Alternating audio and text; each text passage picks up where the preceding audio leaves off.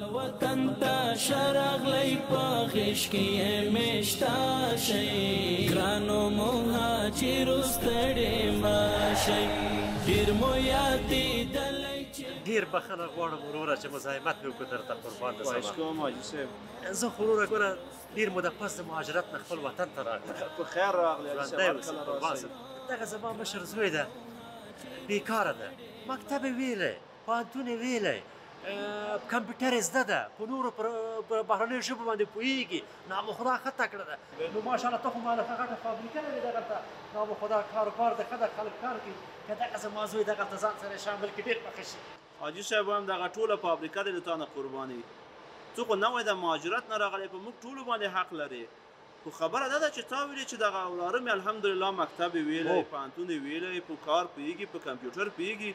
نو آی پې نه ده چې دلته راشي فابریکه کې کار وکړي دا بوځه چې یو ځای کې د خپل مسلک د خپل درس مطابق یوه رسمي دنده واخلي و قربان ده سمه زه خو نه څوک پېژنم نه واسطه لرم نه چاته رشوت ورکولی ځم څنګه دا به څه دلته مقرر کړم حاجي صاحب مشکل دا ده چې ته نوی خپل هېواد ته راغلی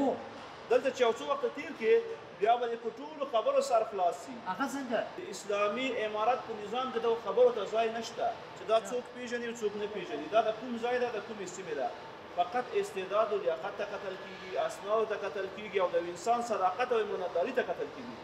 بیا اوس خو تاسو د مهاجرت نه راغلي تاسو خبر یې که نه زموږ د اسلامي امارت ټولو مشرانو ویلي چې دغه مهاجرینو ته باید خاصه پاملرنه وشي حتی خپله رئیس الوزرا دا خبره کړې ده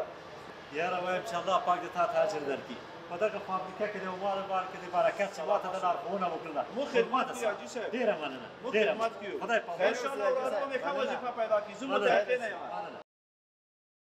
هیواد ته راستنیدونکو هیوادوالو یو مسئول نظام او ویاړلی ملت ستاسو په خدمت کې دی